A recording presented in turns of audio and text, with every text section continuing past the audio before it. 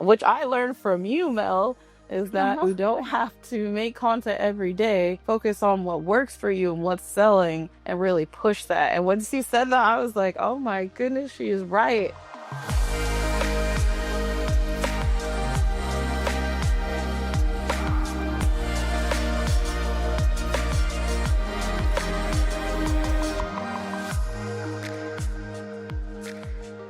Welcome back to On the Horizon. This is Melrose Michaels. I am your host, and I'm here to share what's worked for me in building my adult creator business to try to make building yours just a little bit easier.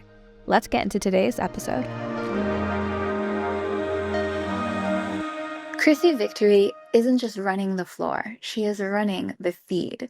With nearly a decade of experience as an exotic dancer and thriving online with her brand across OnlyFans, Fansly, and Patreon since 2019, she's proof that you can command two completely different stages at the same damn time. Known for fusing her love of cosplay, movies, and nerd culture into a high-impact, unmistakable brand, Krissy has carved out a lane all her own. So what happens when the economy slows down and the club's energy shifts? And how do customers stay engaged with you on social media?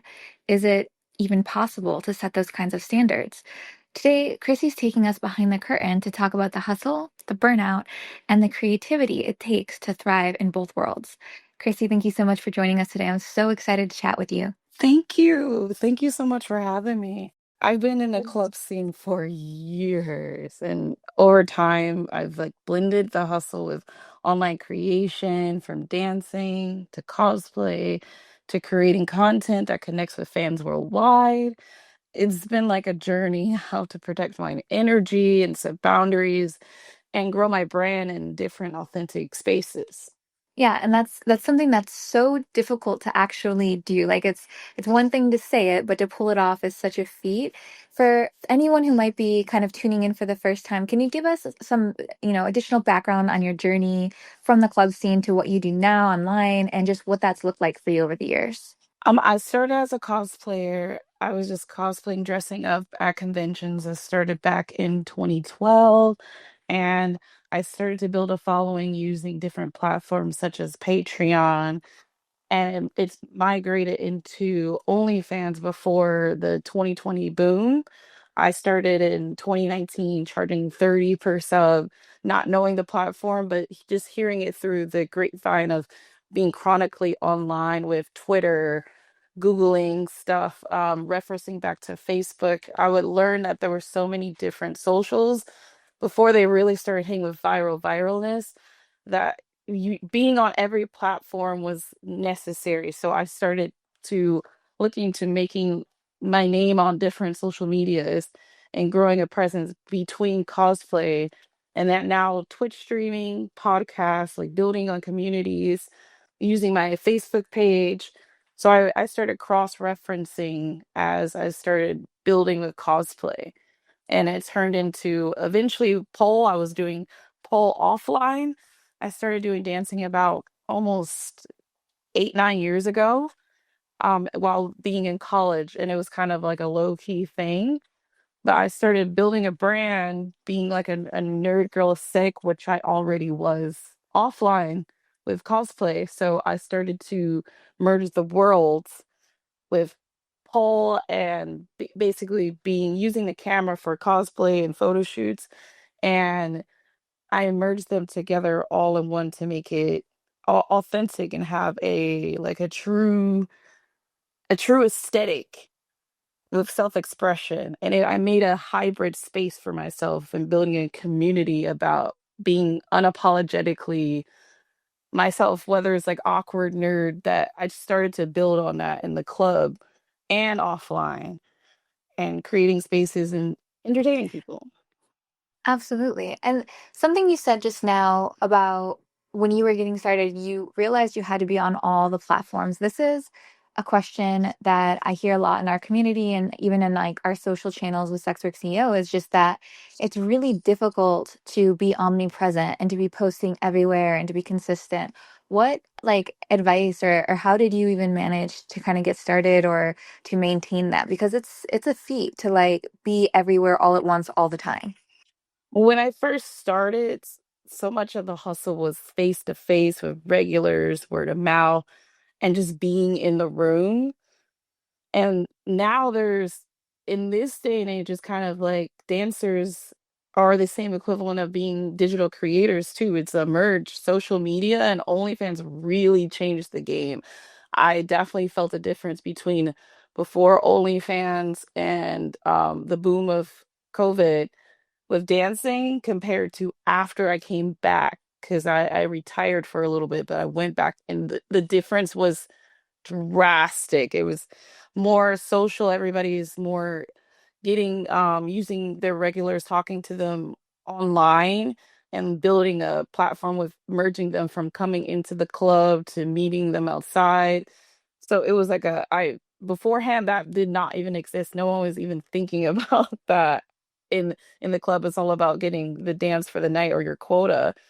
So like now, right, customers are following dancers online, expecting access to them 24/7, treating the club like a pit stop of like a main event sometimes. And it's shifted the dynamic completely. It's more opportunity, but it is a lot more pressure. Absolutely. I can imagine because when you have like any kind of in-person work where you're meeting the fans face to face and you're offering services like dance or, a lot of the creators in our community are also DOMs who do in-person DOM work. When that fan goes home to follow you online and they want to DM you and discuss their next session or a new fantasy or a new thing they want to explore or, a new outfit they want you to wear when you dance next time or anything like that, it's all about the access they have to you. And with social media, I imagine that becomes almost this additional all consuming thing because when you get on social and online, you now are also available once you're not at the club. So like what was that switch like for you? Because when you're a dancer before we got into social, you could kind of, leave your work behind when you went home. It wasn't still ongoing. Now it's like the fantasy is 24/7. So the talking to customers, it feels differently. Like they already know you type of energy, which can be really fun, but also can be awkward because there can be times where someone's pulling up your Instagram mid lap dance, or they come up to you and they know your life story because they Googled you.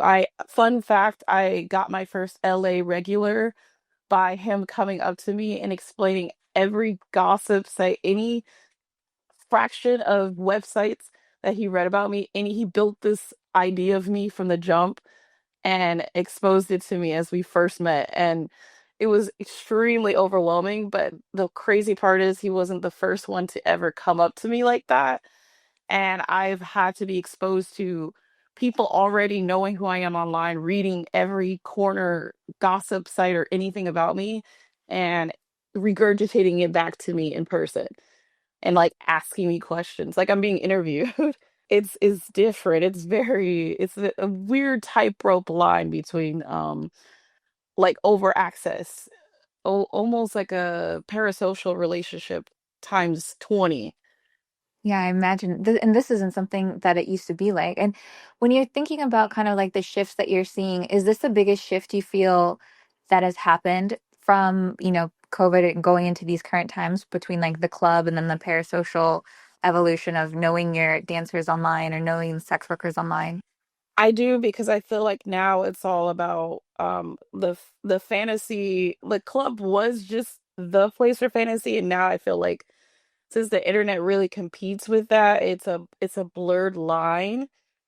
And the grind and the ecosystem of the club dynamics, I feel like, has shifted because the regulars are now consumed in the experience offline and online, and they can bring it there, which really opens up doors for more stalkers and stuff. I've encountered some unwelcome people by just posting, which can be unfortunate. It's definitely now word of mouth it's beyond that.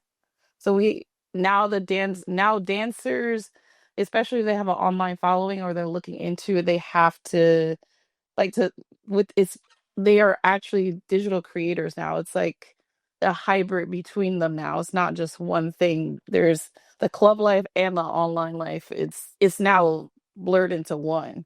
We're expected to be marketers, influencers, performers all at once because we're building a brand and everyone's so different, whether it's their stage style or the type of music they listen to. If you're enjoying this podcast episode so far, please take one moment to share it with another one of your adult content creator friends, because you know what the rule is here. We do not gatekeep, and we want to make as many adult creators' businesses as easy as possible. And you sharing this episode with them might do exactly that. Thanks so much in advance. That's a lot of pressure to be a dancer in this era, because it's like, I've heard dancers tell me privately when we're speaking that it's also something that can or cannot get you hired to a club, is like if they feel you have a huge social presence and that you'll bring people into the club, that can factor in. Yes, that it has expanded where it's less about grinding, it's more about building an ecosystem for sure. I've seen people be hired just by their in California. That's essential. Almost, it's essential to have a following to even get hired, because it's completely about your looks and your aura when you first walk in. Even if it's cold outside and you have a jacket, they assume that you were like what your weight is and whatnot. I've heard like managers and bosses say that to me, that they thought I was like 30 pounds over because I was wearing a jacket, but it was winter. Oh my gosh. Wow. Yes. Or I had a ghetto booty, so I couldn't get hired because it ruined the standard of what they were looking for, because he's going by who he wants to sleep with and not what the customers want, who he personally thinks is attractive. Gosh, that's so short-sighted. I I want to kind of get into a little bit of the slowdown that is happening, because we're hearing it in conversations ourselves, but just this idea that, dancers are feeling like the money doesn't flow the same currently. And I know that you've dealt with this and navigated this, and so I wanted to ask, like, what's the vibe that you've been picking up when it comes to customer spending lately? Now I feel like customers used to come in ready to spend for the full fantasy, but now they treat the club like it's a place for cheaper thrills because they can have someone to subscribe to online.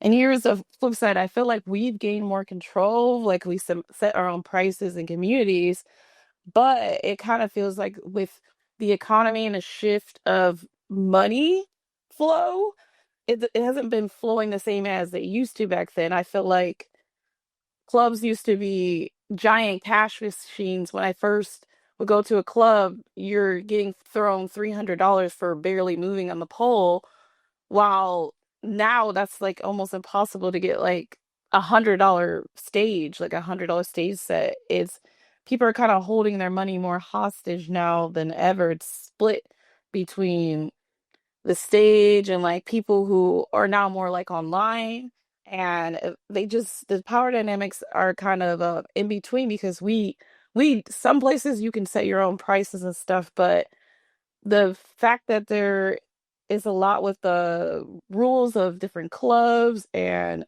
the dynamics of people just being in your living room and following you, it's split, because people can now just subscribe to someone so they're not as active to wanting to be online, and because it's been, things are more expensive now, people are more critical with spending and how much they want to spend in a club. Like you get more questions about spending 500 for like 6 songs or 30 minutes than ever before now, because everybody's saving for something. And it used to be more like mindlessly getting $2,000 in one night, just because everybody has so much abundance. And I could definitely tell the difference with like less conventions, because usually sometimes trader conventions bring in a lot of people, or even the weed convention, I usually would make thousands. But I can tell it's like slower now because people losing their jobs and the dynamics of online with how things are changing with everybody's personal house rules, and clubs don't really own the fantasies anymore, though we really do by the end of the day with it. Yeah, it sounds like there's like pros and cons to that specifically. Like the creators, and when I say that, I'm including dancers because now they're also online creators, but it's like you have a little bit more control over what you're able to do outside the club and offline because you have this access to your audience and followers and fans, but at the same time, it doesn't translate in person in the club the way it used to. When fans or when, customers are coming into the club and we're in this kind of era of, I don't want, I guess, recession or just, different economic hardship, does it increase the customer's like entitlement to you or aggression even? Like, how does that show up when money feels tight? Oh, yes, because of the slowdown. There's definitely been a slowdown. Customers are way more cautious. They're still wanting fantasy, but they're like stretching their dollars with it. Shorter dances, more hesitation. They're just not leaping the way they used to. Customers wanting more for less. And I noticed they expect a full-on experience for like half of spending.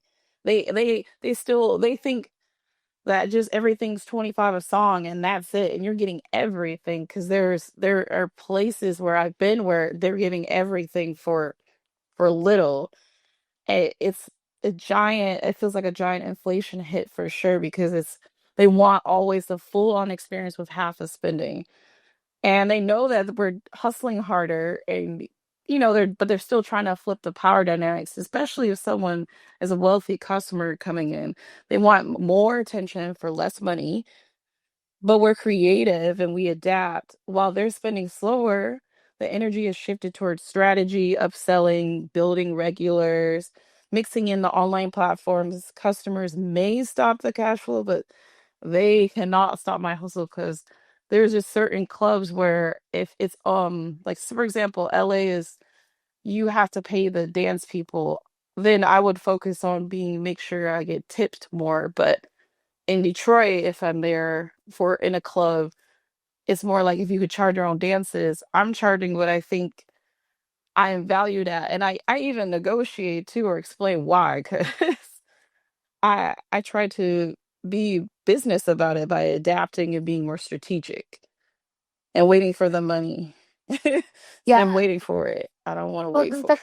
that's what I was going to ask is like, what strategies are there? Like, if there's a dancer that's listening to this, or maybe an online creator that is considering getting into dancing, like, what are the strategies you would adapt to if it's a slow spending night, or what are the strategies that you adapt to when you want to upsell? Like, what are the things that you can go back to on strategy or systems that can help with that?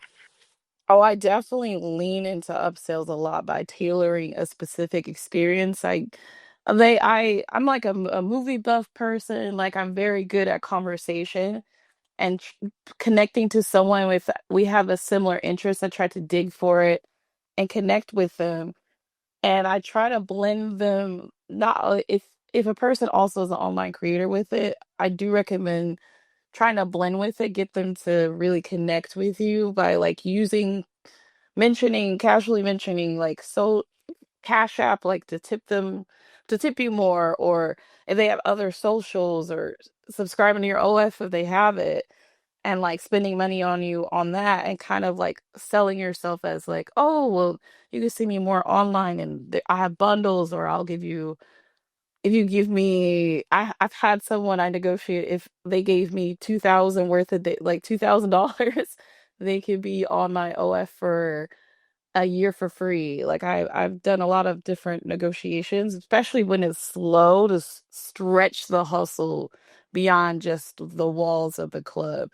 Because I feel like with VIPs, they're personal experiences, so I feel like I can sell high, especially if it's a club, I can sell prices.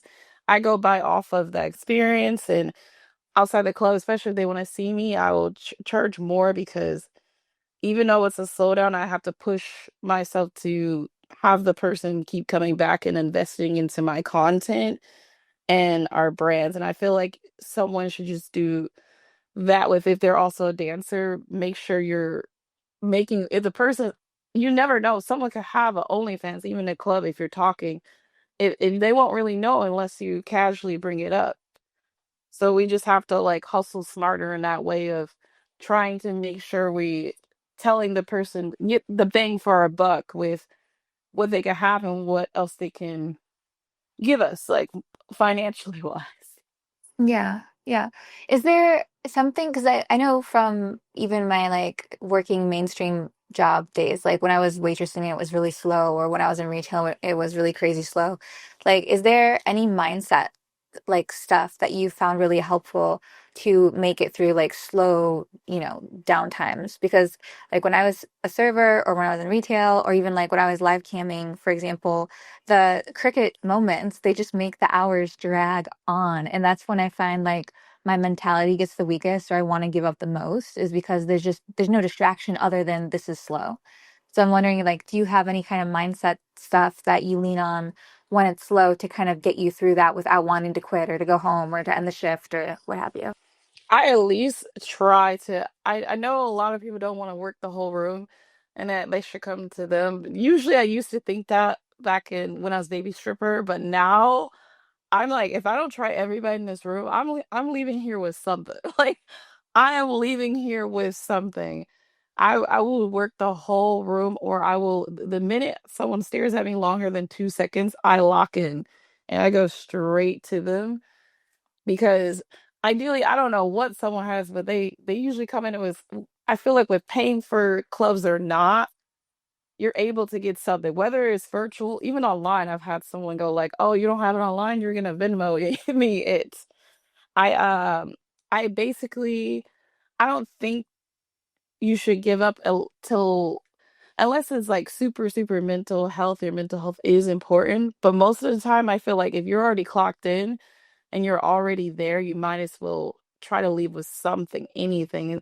No point of just sitting there and just not trying, because in the end you could probably leave with more than anybody. But I think it's the mentality of you gotta like push yourself. I push myself not to the point where it's like, oh, I've tried like a million people and that's it. It's more of I have to try because I'm already here and clocked in. Like this is a job, and I'm gonna get what I need as much as possible. Whether there's someone that just jumps in the door, everybody has a different strategy. I've seen people do the Vegas strategy where a guy comes in and they're immediately jumping on them, they shark them. It's just your strategy, the game. It's the game, and you kind of have to set your boundaries and hustle. And like even with the power dynamics that change, because customers are going to test boundaries, ask for less, but you have to be able to really have boundaries and balance. You can't control if a customer is entitled or how much they'll get. And there's a lot of draining nights, but I also like lean on my community. I have a lot of good coworkers that I talk to. I crack jokes with them. But a slow shift to me doesn't define like a bigger picture. Then that keeps me from burning out. Like energy can be off. I'll try to flip it and redirect with customers who are worth my time, and I'll treat the night like sometimes even like a networking session instead of a money sprint. Because hustling doesn't mean grinding nonstop. It just means playing smarter, conserving energy, and remembering I'm the one setting the vibe, not them. That's really well said.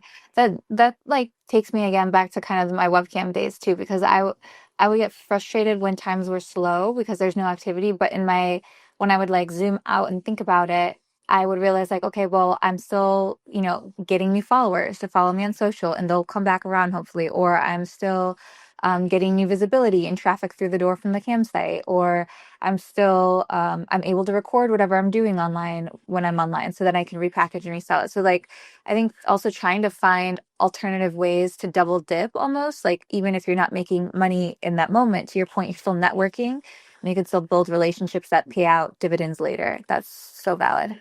So true, especially when it's online and offline, because that could feel like a 24/7 club sometimes. Yeah, exactly.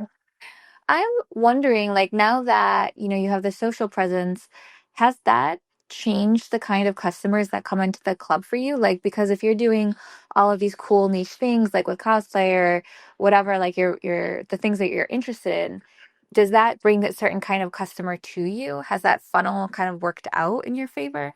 It has. It does give me, it's definitely neutral.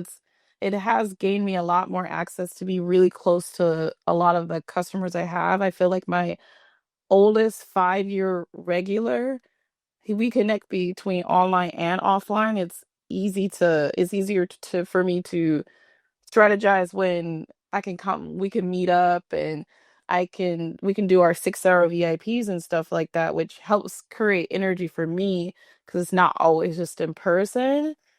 But I've also had like it feels like also 24/7 business with energy where I'm like responding to every command, and it's just it kind of feels like it's never ending.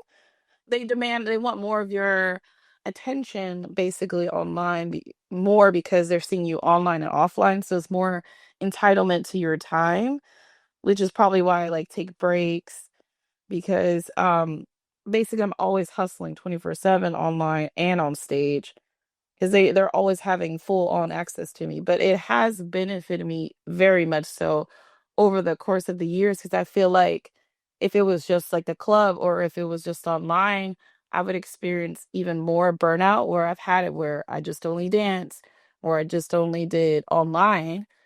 But hybriding it, it's actually made me want to mix both, like go one or the other, like build together with it, which has helped me experience burnout less because I have more ways to redirect my attention. So for me, it has benefited because I tried to do one or the other separate and it didn't work for me because I always missing the other half of it. So being on both terms for me has truly has benefited me and why I have had longevity because I was able to see both sides. And also with Twitch streaming too, I would talk about my experiences in a club and I would have my viewers listen about it and they would love to hear. They always want to hear the next crazy story of what happened at work.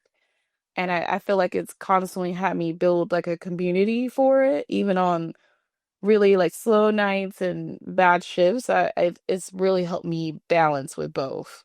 Yeah, and that's the thing. Fans take such an fans, followers, customers, and label them however you'd like, but they all take such interest in the individual. And I think that's what is like unique about you and the way you've positioned yourself is that you have taken all the things that are authentic to you and like created this hybrid where people can relate to you and really take an interest in you because you're not just a dancer, you're a cosplayer, you're a Twitch streamer, you're more than just a dancer that they come across one night. You're a more complete person, which becomes something way more interesting and way more dynamic and gives them something I feel like they can hold on to. And I think that's hard for creators to do as a whole because a lot of us are out there just trying to copy and paste what we think will land well or will go viral or whatever. But when you're authentically you, I think it attracts the kind of people you actually want to attract because you're with your target audience at that point and it actually is profitable. I wanted to ask you for the dancers that like they feel like they have to post 24/7 just to be seen on socials. What advice do you have to using kind of the social platform strategically without it just overrunning your life? So I think you should focus on skills that give you edge that's different from someone else. Copy and paste is like you have to create your own navigation, whether it's where I was doing something goofy like wearing headpieces every day. I'd wear kitty ears that sparkled, devil horns. I'd wear like different type of aesthetics on my head and I would wear it for I think for the first 4 years of dancing, I never took a headpiece off. That was like my thing. Every day, you knew it was me. I had the glasses and a headpiece on or kitty ears. And that was like my niche. And I think I've seen girls in different clubs wear maid outfits. I've seen like someone have pink hair specifically or dye their hair, all sorts of different things. So I feel like you need to find edge that defines you and not I know every club's different where some people meet someone they'll never see them again, but building strong relationships with customers really does help because there's just some people where they really will come back for more and you could really build off of that and upsell. And like mastering upselling negotiation with people, I feel like that's difficult with a lot of people. I'm a very kind of naturally in real life more chill, some passive type of person, kind of really chill with things. But in a club, I feel like I'm the exact opposite, where I'm more like a dom, more personality because I'm I'm creating a price for myself where it's like I don't want to fold on that. I try to master my upsell with a different person and how much we can work with that I can get. So I try to create like unique content and build skills on that for my aesthetic. And it's not really about like just protecting your income and grinding harder. It's really like working smarter and diversifying your streams of income and how you evolve and you talk to people, especially when money's tight and online space is crowded. So I try to create stand out content, networking with people who I know also create, and kind of sharpening my business sense with my creativity because you have to protect your income no matter what the economy is doing. You have to adapt and think long term and focus on that communication. I think that really helps to thrive, especially. It's not just work every day. I mean, make content every day and push out, which I learned from you, Mel, is that Uh-huh. you don't have to make content every day. Focus on what works for you and what's selling and really push that. And once you said that, I was like, oh my goodness, she is right. Yeah, it's that 80/20 when you figure out where 80% of your income is deriving from, and it's almost always 20% of your work. So like figuring out what that 20% is that's bringing all that revenue and then only doing that is like that's how to maximize the effort. That's a good point is to pull that lever 100%. You said something a minute ago that caught my attention. You mentioned skill sets and you said upselling and negotiations. I love talking about skills because one, the broader, mainstream or city community doesn't think we have any skills. But two, because we do have these amazing skills, I wanted to know like what when it comes to upselling or negotiating are some like things you do that could be useful for people listening, even if they like take it into online work and use it in DMs, or if they are dancers and they want to use it in the club, like what's an example of how you would upsell or an example of how you would negotiate? I try to basically find what commonality, a common ground with a customer, basically analyzing, get a research on them, almost feel like they've known me for a long time without knowing me. I focus that type of strategy that's works for me because I naturally hearing how like the burnout and stuff or not having a sense of identity of your brand. For example, I'm kind of girl, I know I'm a girl next door niche aesthetic. I finding your brand really helps with being able to communicate with people because it feels like a common ground on why they're interested in you. So I always my first strategy is always to find a common ground and build on that and make them more open to talking with me where they're talking way more than I am to feel more open and more, dare I say, submissive to basically me asking for stuff. And usually it would be a high amount, like 500, because I'm worth that, something like that. And I do it in a silly, goofy way, but I also bring it back like, hey, this is also my business. I'm just not here for free. So I try to give that skill set without blatantly say. Sometimes you can blatantly say it. It's kind of me reading the person to figure out what type of how I can get what I need from them, but in a way where it's not they're already guarded and I'm being strategic around how the person is in their energy, whether it's online or offline, because it's a lot sometimes a little harder online and it can come off as like I would say a little aggressive or how someone's writing because you don't know that's their energy fully. But I just kind of give that same energy, like I'm the one who is bringing the personality into the space and creating the content. So I'm always trying to read them and change my strategy from there and reset. I think yeah, that's so valid. And so much of what you said too, it reminds me, I think it was last year, the year before, when I went to Expas Amsterdam. Shout out to any creators who are gonna attend this year. I'll be there. So come say hi. But when I was on the flight over to Expas Amsterdam, I was watching the, airplane television or whatever. And one of the options they had of what you could watch, it wasn't a movie, it was a like TV series, but it was the Masterclass series, like the school like Masterclass.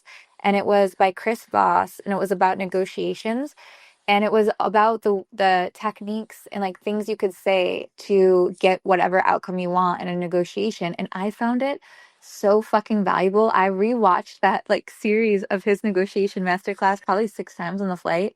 And it has helped me, on SWCEO stuff when I'm dealing with other executives or brands that want to collab or sponsor. It helps me with my DMs when I'm going back and forth with fans about pricing I want for something. It's helped me with social. It's helped me with like GPT stuff. Like everything I've done, I've gotten so much value out of his class. So if you are going to be on a flight anytime soon and you want to like kill some time in a really meaningful way, highly, highly recommend the Chris Voss masterclass about negotiation. Cannot preach it enough. It was like game changing.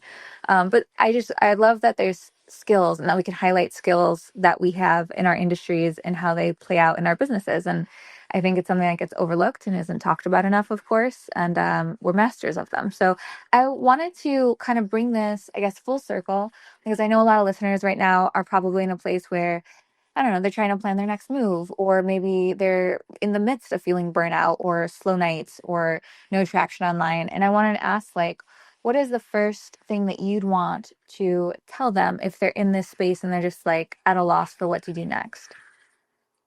The first thing I'd like to say is take a breath and reset.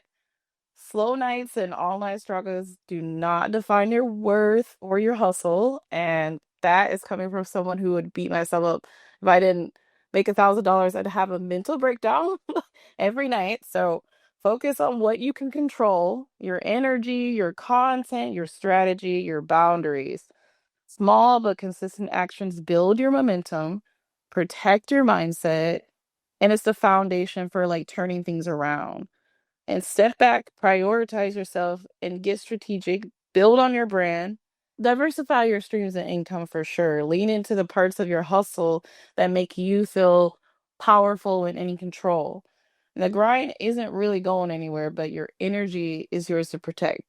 Fear of missing out is very common, I feel like, in all spaces, but you know, it can, you can have a tough day online, you can have a slow night in person, but it's part of the journey, it's not the end point. You need to take care of yourself first, focus on your growth, trust your consistency, your creativity, and your resistance and your resiliency, and all of that will eventually pay off.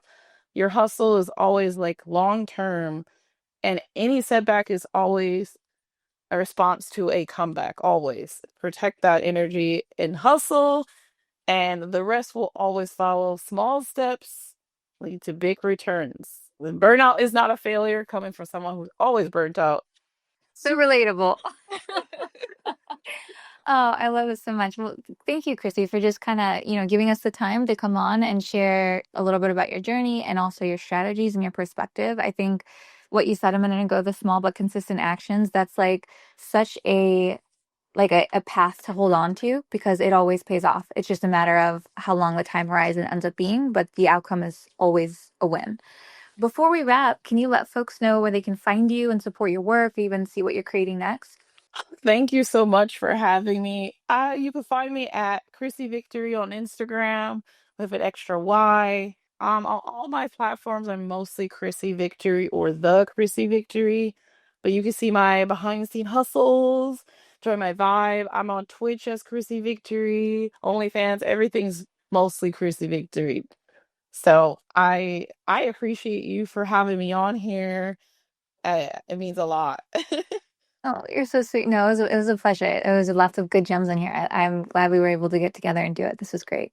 Thank you so much, Krissy. If you guys are still listening and this conversation with Krissy has you thinking like, I want to adapt without burning out and I want to protect my energy and keep my originality, but still thrive in this industry when the hustle shifts, you know that you don't have to figure it out alone. Those are the exact kind of conversations and strategies that we are sharing over in the CEO Society. It is our free private community for sex workers who want to connect, collaborate, grow without all the noise of algorithms. And we're there sharing, strategies, tips and tricks, case studies, whatever's working, or even just, supporting each other. So if you're interested in going over there and joining that, you can do so at ceosociety.app.